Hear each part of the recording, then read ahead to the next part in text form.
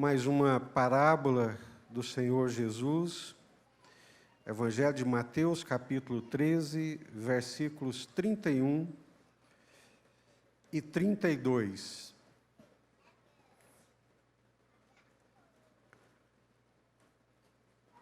O grão de mostarda e o reino de Deus.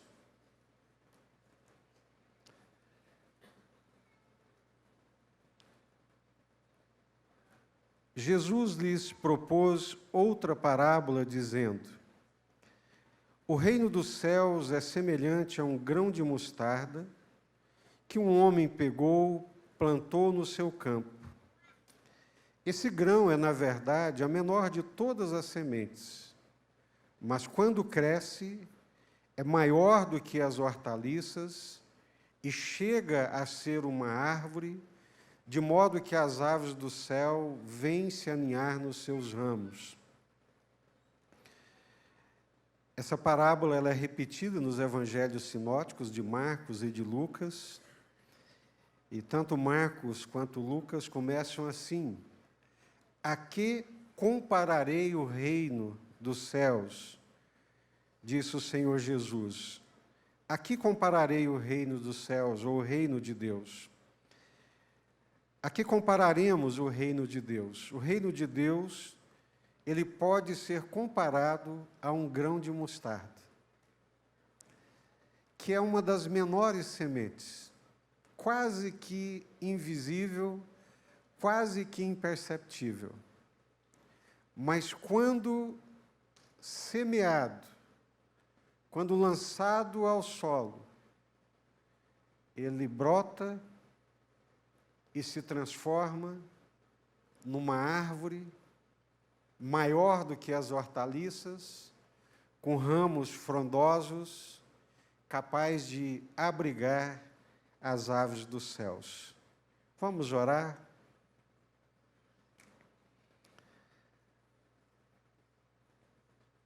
Senhor, a única coisa que nos traz aqui nessa noite é o Senhor.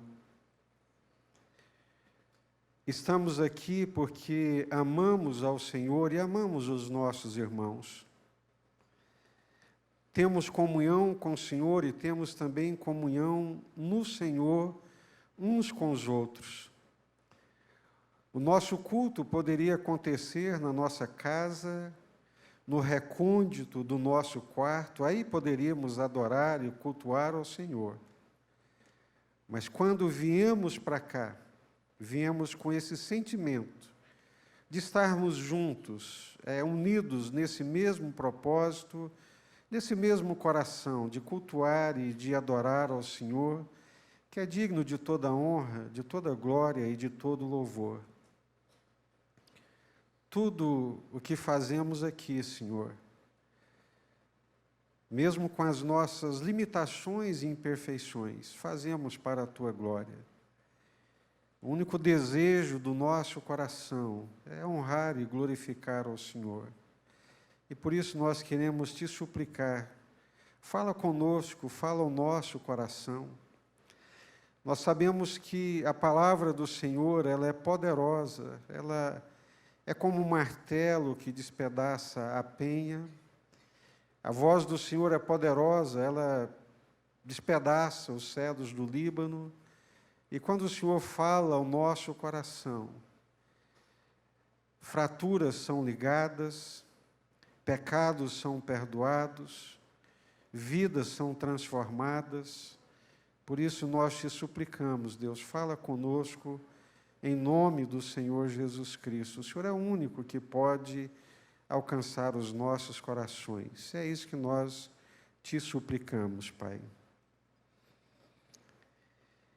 É isso que nós te suplicamos.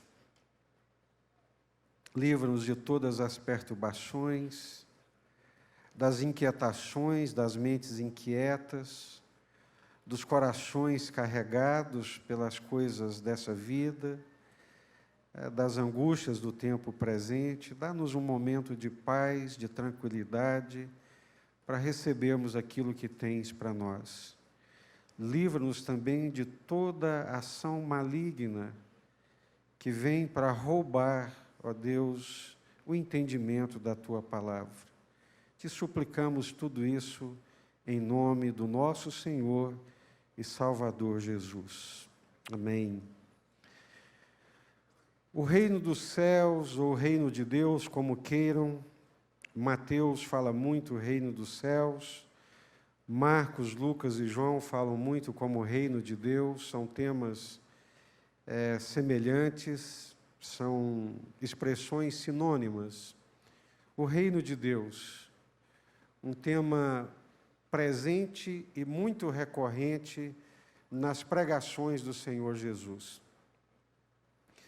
E o Senhor Jesus, muito antenado com o seu tempo e com a sua época, sabia que havia uma grande expectativa pela vinda do reino de Deus. O povo judeu, desde Abraão, Isaque, Jacó, Moisés, a formação do reino com Saul, rei Davi, o rei Salomão, depois esse reino de Israel se divide, esse reino tendo se dividido em reino do norte, reino do sul. Depois eles foram levados cativos, com muita dificuldade retornaram ao seu território, reconstruíram ali o seu povo, a sua nação, mas nunca mais atingiram aquele apogeu dos dias do rei Davi e dos dias do rei Salomão. O tempo de Davi, o tempo de Salomão, foi um tempo áureo, um tempo de muita prosperidade, de muita riqueza, e os judeus acalentavam no coração, com muita expectativa, o tempo em que Deus haveria de restaurar aquele reino com todo aquele apogeu, com toda aquela glória e com toda aquela prosperidade. E assim esperavam o reino de Deus. Um reino de Deus numa perspectiva humana, numa perspectiva terrena, numa perspectiva de prosperidade econômica, de paz política. Essa era a expectativa deles. E eles misturavam, no entendimento deles, reino de Deus com reino de Israel. Para eles, na concepção deles, reino de Israel e reino de Deus era uma coisa só. Aí vem o Senhor Jesus e começa a falar do reino de Deus. E eles não conseguem entender e não conseguem compreender, porque Jesus é o rei desse reino, Jesus é o tão esperado Messias, Jesus é o Cristo de Deus, é o prometido de Deus, e Jesus não vem da forma como eles esperavam e nem propõe um reino da mesma maneira que eles esperavam. Consegue imaginar uma construção histórica de uma mentalidade, de uma cosmovisão reforçada por pregações, por leituras da Bíblia, criando um conceito e uma concepção de reino de Deus? E, de repente, esse reino de Deus se manifesta, porque Jesus é o reino de Deus e o reino de Deus é Jesus. E o reino de Deus se manifesta e eles não conseguem perceber, não conseguem entender, não conseguem abrir os olhos, nem os ouvidos e nem o coração para perceber que ali estava o reino de Deus e que o reino de Deus havia chegado. Às vezes eu fico pensando nesse senso de humor que Deus tem. Eles esperavam o reino de Deus à semelhança do reino de Salomão. Glorioso, poderoso. E o Messias de Deus, ele vem, não nasce na capital, não nasce na maior cidade ali da nação, que era Jerusalém, mas ele nasce numa das melhores, que era Belém, Belém da Judéia. E tu, Belém da Judéia, embora não seja uma das maiores cidades, contudo, de ti sairá o guia, o pastor, o rei, o governador do meu povo. Jesus não nasce num berço de ouro, não nasce na capital, mas nasce numa manjedoura. Isso não consegue quebrar a cosmovisão e o conceito que eles haviam construído e elaborado ao longo dos anos na perspectiva e na expectativa que eles tinham do reino de Deus. Havia uma enorme expectativa do reino de Deus, mas o reino de Deus não veio da forma como eles imaginavam. O reino de Deus, Jesus disse, o reino de Deus já está no meio de vós. O reino de Deus não vem nessa aparente, ele não é aparente. Mas o reino de Deus, ele vem na presença de Deus e no poder do Espírito Santo. E Jesus, cheio do Espírito Santo, Jesus liberta um homem de uma possessão maligna.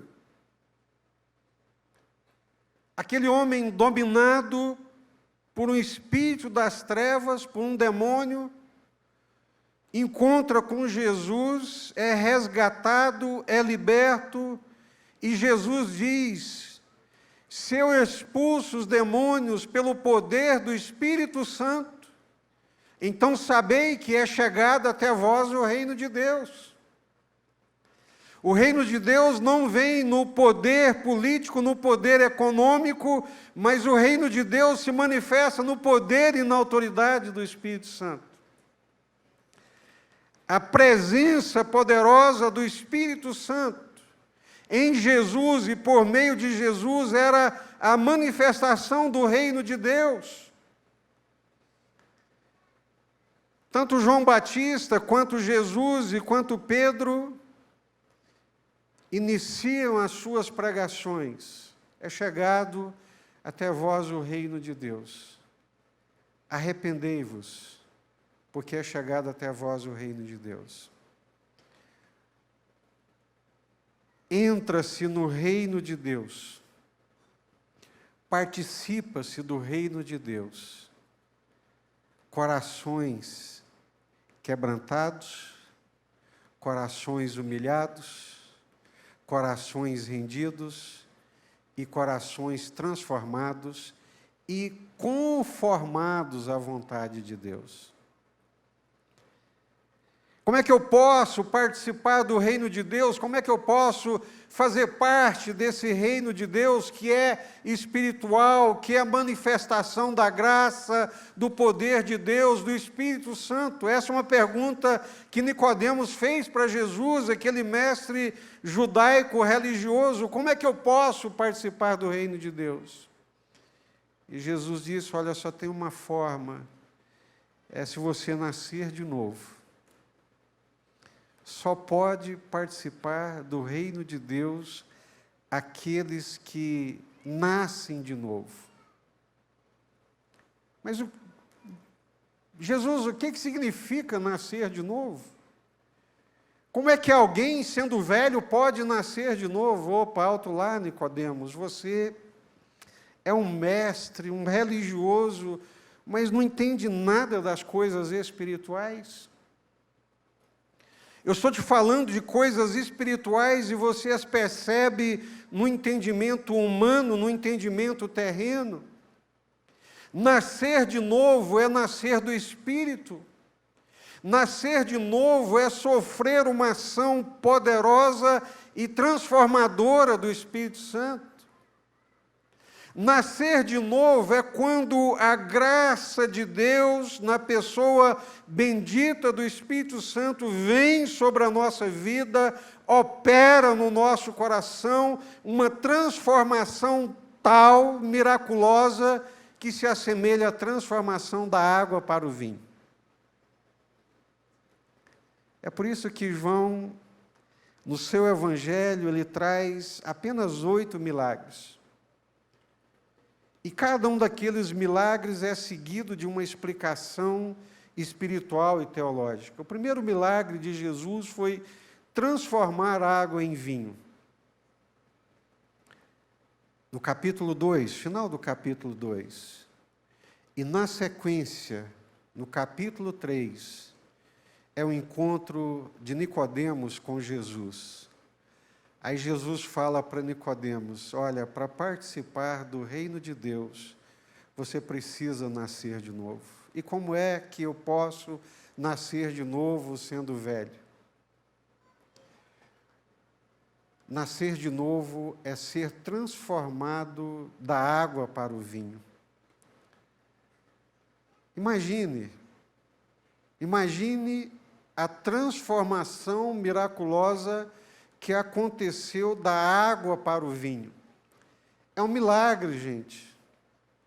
É milagre, é sobrenatural, é ação de Deus, é poder do Espírito Santo de Deus.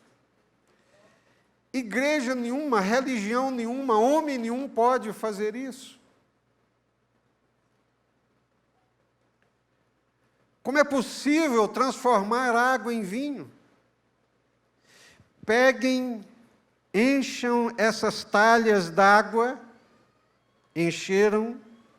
Agora peguem a água e levem para o mestre-sala. Obedeceram. Os serventes tinham colocado a água, sabiam que era água, tiraram ali como se fosse água, e quando deram para o mestre de cerimônia, e ele tomou, gente do céu, que vinho é esse? Um milagre aconteceu. Um milagre aconteceu. A água foi transformada em vinho. Esse é o milagre do novo nascimento. Aquela natureza adâmica, aquela natureza pecaminosa, caída, egocêntrica, autocentrada, quando sofre esse impacto do Espírito Santo de Deus, transformador do Espírito Santo de Deus, essa velha natureza é transformada numa nova natureza. Recebemos a natureza de Deus. É um milagre. É uma dádiva.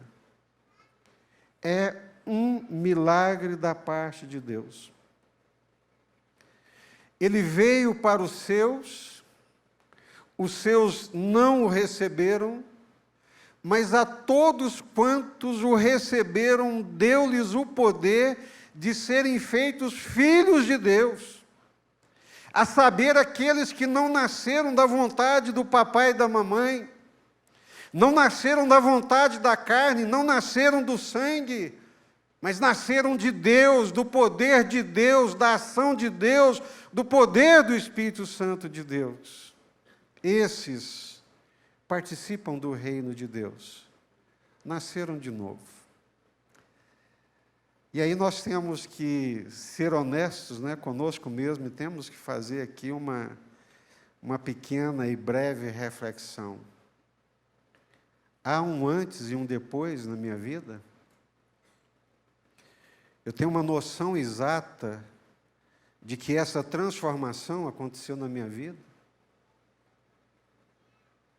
Alguns foram criados na igreja e se acostumaram com o linguajar, com o crentez, com o evangeliquez, e pensam que por saberem a linguagem da Bíblia, a linguagem religiosa, pensam que isso significa novo nascimento, mas não, gente.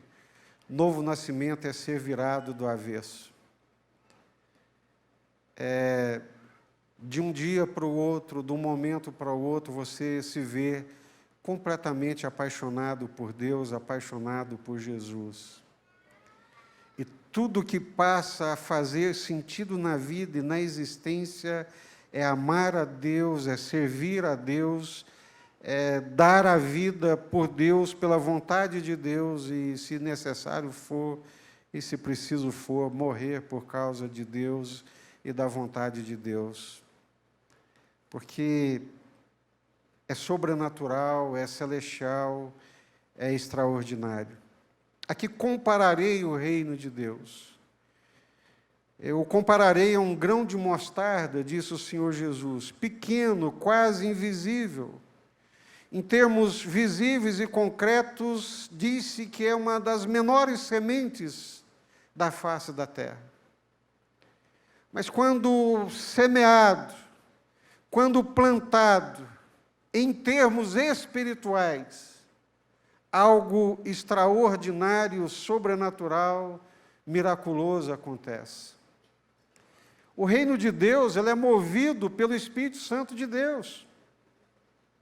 O reino de Deus é o reino de Deus, da vontade de Deus, da ação de Deus, do governo de Deus, do poder de Deus, e jamais pode ser confundido com vontades humanas, com sentimentos humanos, com ideologias humanas. Assim como Israel confundiu Israel com o reino de Deus, houve um tempo em que a igreja também confundiu, achando que ela era o reino de Deus. Primeiro século da igreja, um momento extremamente difícil, de muitas perseguições, muito sofrimento, muitas dores, muitas renúncias. Cristãos eram lançados aos leões, perseguidos,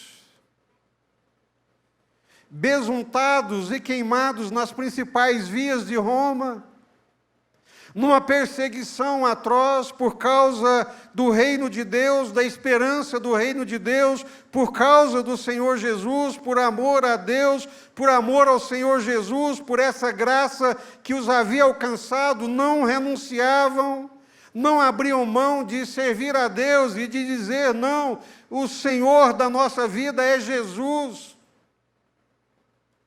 O Senhor da nossa vida não é César. O nosso reino não é o Império Romano. Os nossos anseios não é por ser um cidadão romano. Nosso anseio é de ser cidadãos dos céus. O nosso Senhor é Jesus. Kyrios Christos. Jesus é o nosso Senhor. Não é César, mas é Jesus, o Senhor da nossa vida. E, segundo século, perseguições, terceiro século, sofrimentos, mas à medida que a igreja era perseguida, esse reino se expandia, a palavra de Deus crescia, pessoas eram cansadas, até que chega no quarto século, o imperador romano, muito inteligente, político, hábil, habilidoso, extraordinário, sabia ler o seu tempo, um estadista de primeira, vendo o Império Romano se desintegrar, vendo o Império Romano se desfazer, ele viu uma grande oportunidade na religião cristã de unificar e de trazer união para esse império. E Constantino adota o cristianismo como religião oficial do Império Romano. E aí a igreja achou e entendeu que se ela tivesse o poder de Deus e o poder temporal, seria o reino de Deus na terra. Que doce ilusão. Reino de Deus não é poder político. Reino de Deus não é poder econômico. Reino de Deus é poder do Espírito Santo. Reino de Deus é rendição a Deus, são vidas rendidas, são vidas entregues, são vidas consagradas. E a igreja agora, do século IV em diante, tomada desse sentimento de que o poder temporal era útil para estabelecer o reino de Deus, e que agora eram detentores do poder espiritual e também do poder temporal, do governo, da política, de ungir reis, de tirar reis, a igreja se afundou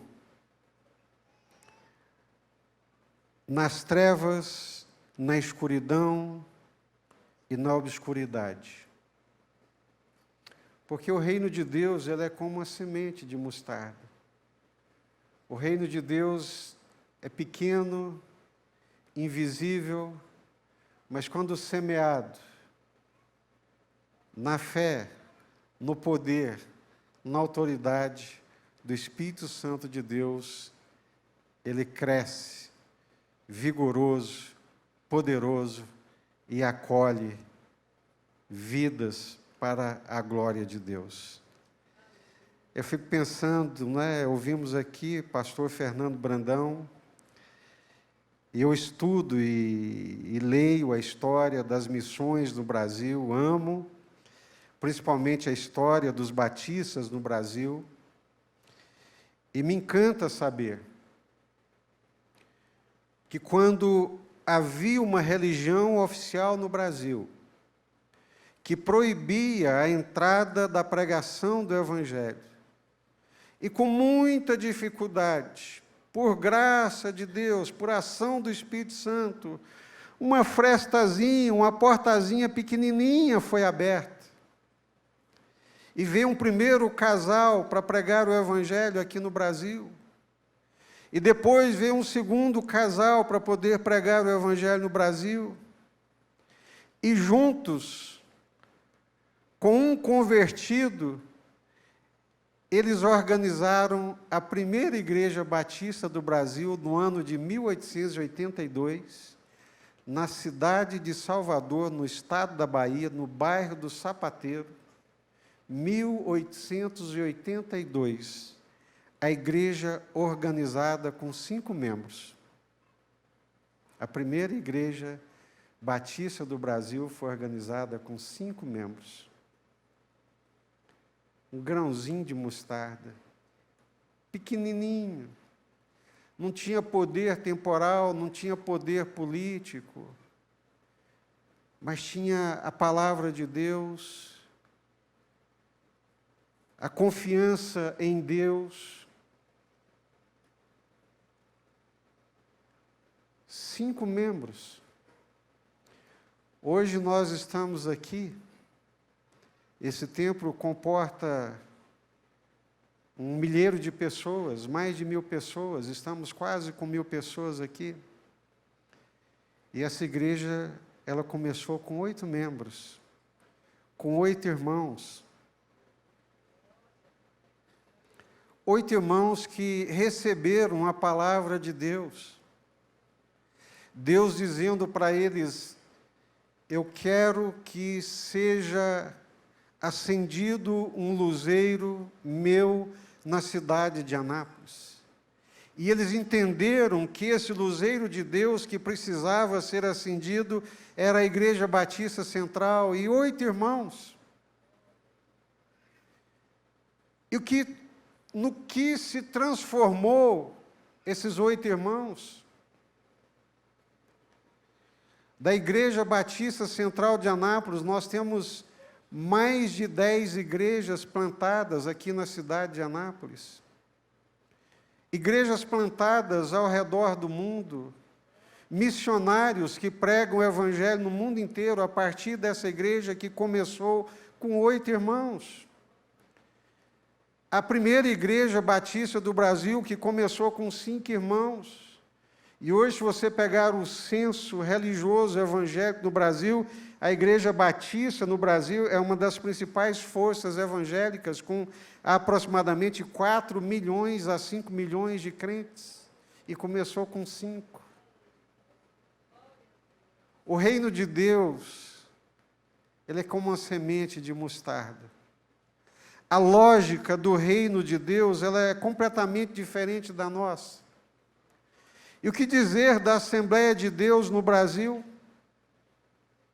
que começou com 2 missionários suecos, imigrantes nos Estados Unidos. Imigrante em qualquer lugar do mundo é parte dos marginalizados. Eles eram marginalizados nos Estados Unidos, assim como os negros, por serem imigrantes, trabalhadores braçais. Mas ouviram lá nos Estados Unidos a voz de Deus, dizendo que era para eles virem para o Brasil, para um lugar que se chamava Belém, e eles sequer falavam português, mas creram na palavra de Deus e no poder do Espírito Santo, e para cá vieram.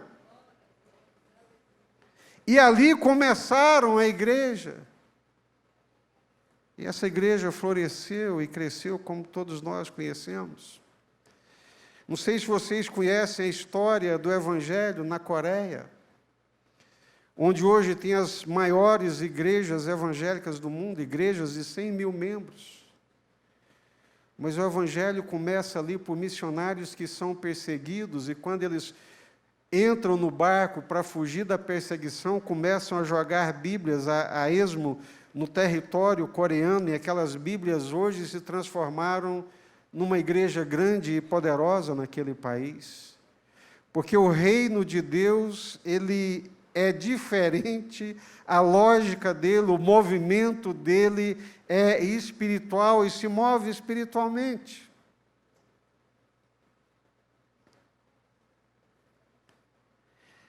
Somos incapazes de imaginar e de prever o que pode acontecer quando essa semente ela é lançada, quando essa semente é semeada.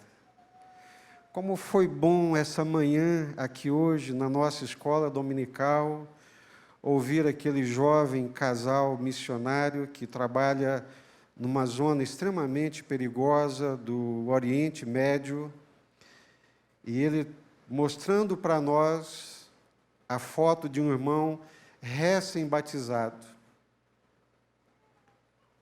membro do Estado Islâmico, e que Jesus apareceu para ele num sonho. E ele, no sonho, viu Jesus, e Jesus dizia para ele: olha, eu não sou um mero profeta, eu sou filho de Deus. E aquilo passa a lhe martelar na cabeça. E ele vai para um campo de refugiado, e chegando naquele campo de refugiado, compartilham com os homens o sonho que ele havia tido, e os homens o espancam e quase o deixam morto por causa de falar aquelas coisas. É milagre, gente, é poder de Deus, é ação de Deus, é ação do Espírito Santo. O reino de Deus é chegado até vós. Se eu expulso esses demônios pelo poder do Espírito Santo, é porque o reino de Deus chegou até vós. Então, o reino de Deus, ele se move no poder de Deus e no poder do Espírito Santo de Deus. As coisas acontecerão na nossa vida pelo poder do Espírito Santo de Deus.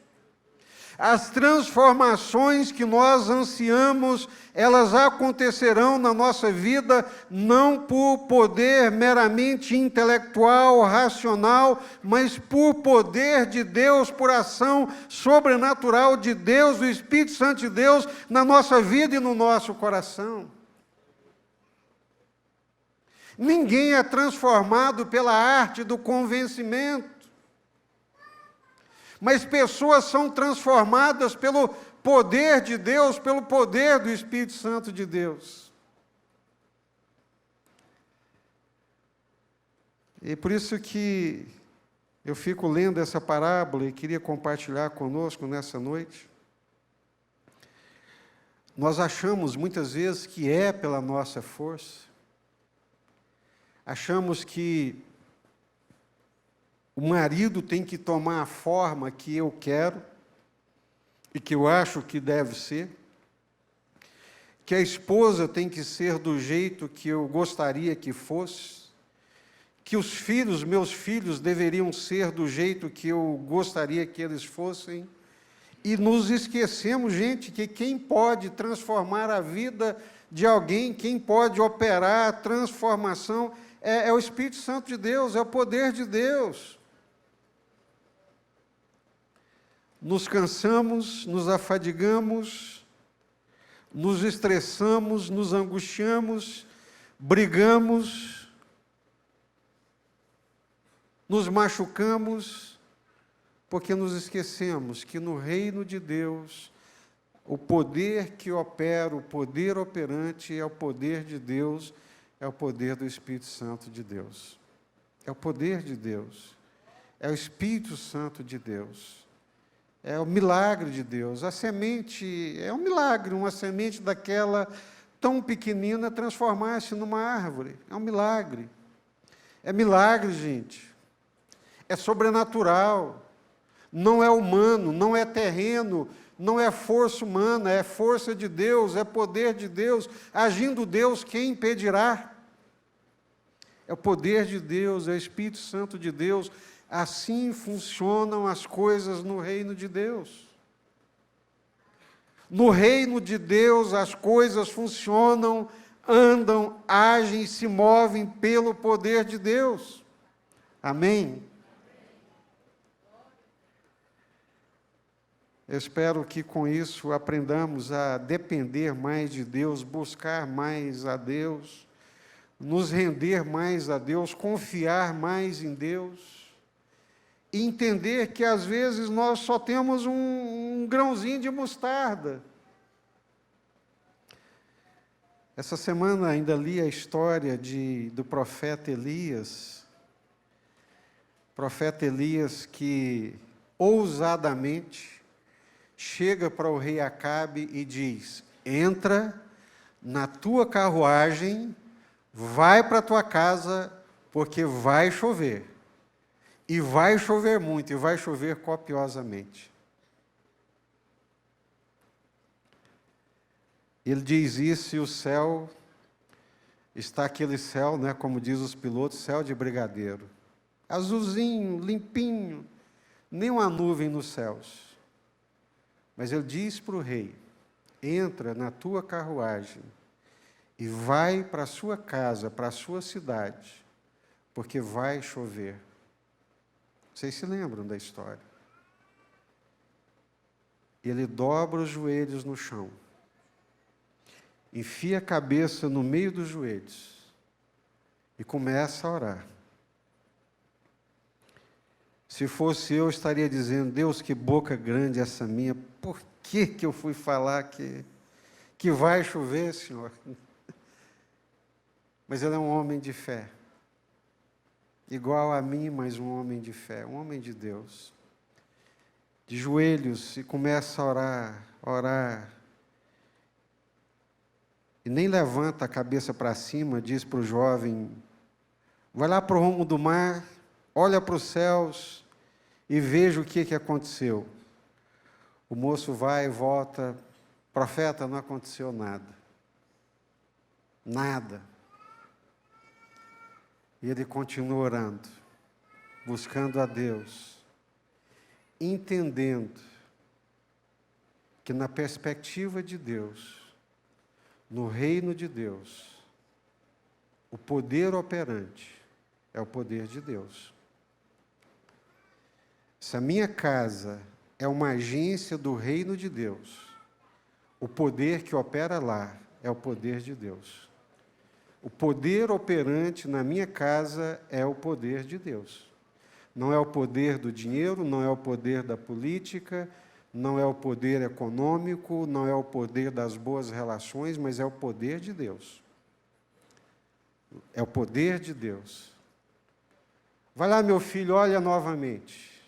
Nada.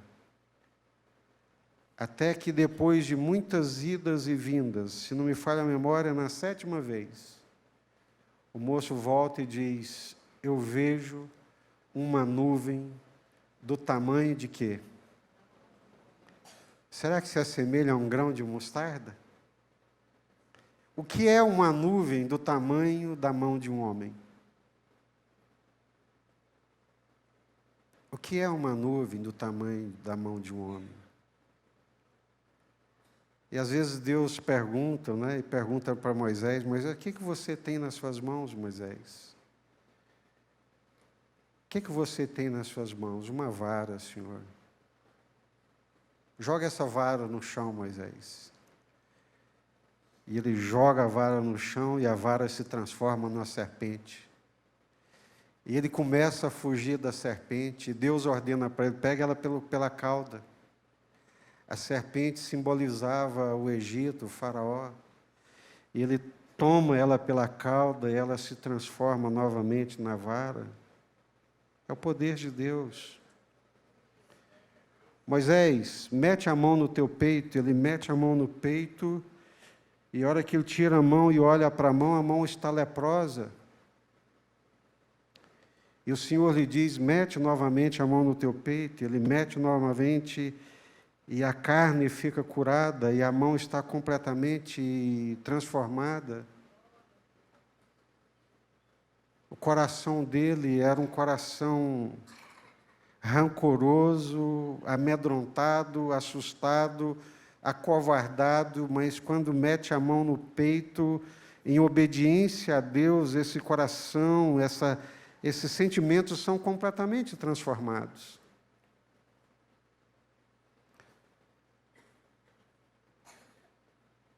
O mais pequeno, ou a mais pequena de todas as sementes.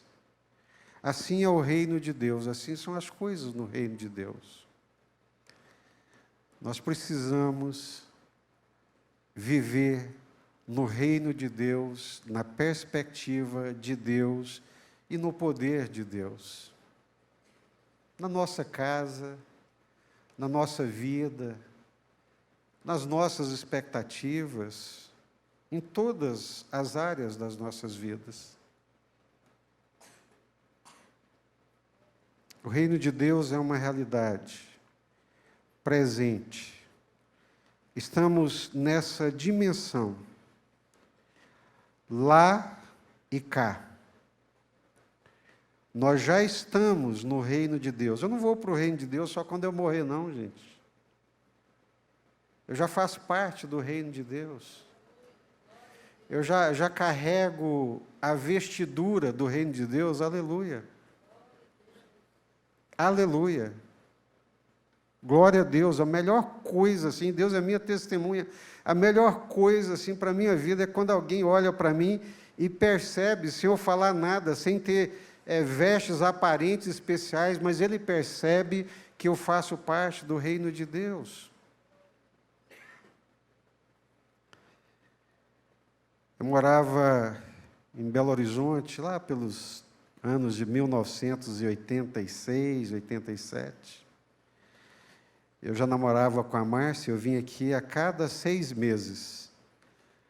E eu deixava para cortar o cabelo, obviamente, quando eu vinha aqui, né? Primeiro, que não tinha dinheiro.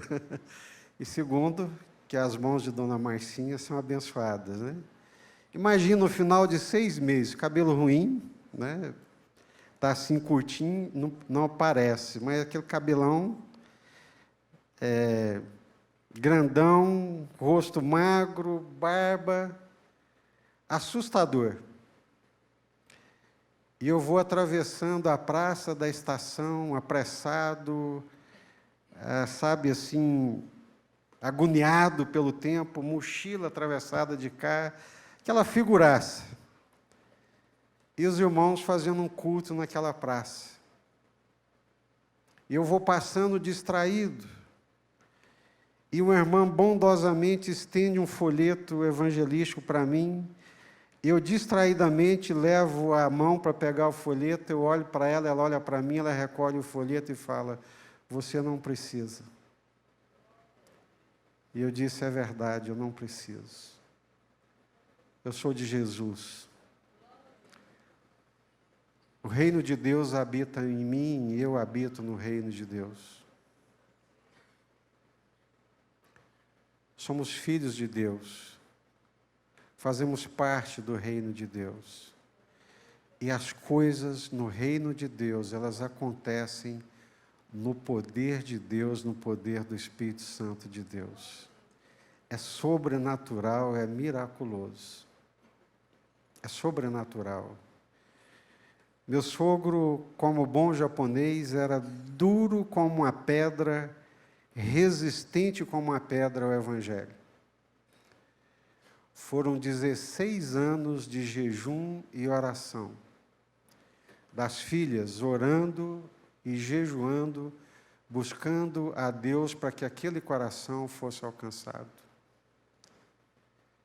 Eu nunca vi um pai assim tão presente, tão duro, tão patriarcal como um bom oriental japonês era o meu sogro. A palavra dele era lei, ele falou, pronto, acabou, mas eu nunca vi filhas para amarem tanto o pai quanto as filhas o amavam.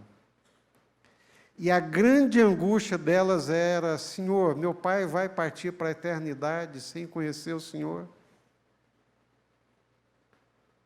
Amavam tanto o pai e clamavam a Deus e choravam, né? Senhor, nosso pai vai partir para a eternidade, salva o nosso pai, Senhor. 16 anos, irmã Maria Helena está aqui, eu acho que foi isso também, né, irmã Maria Helena?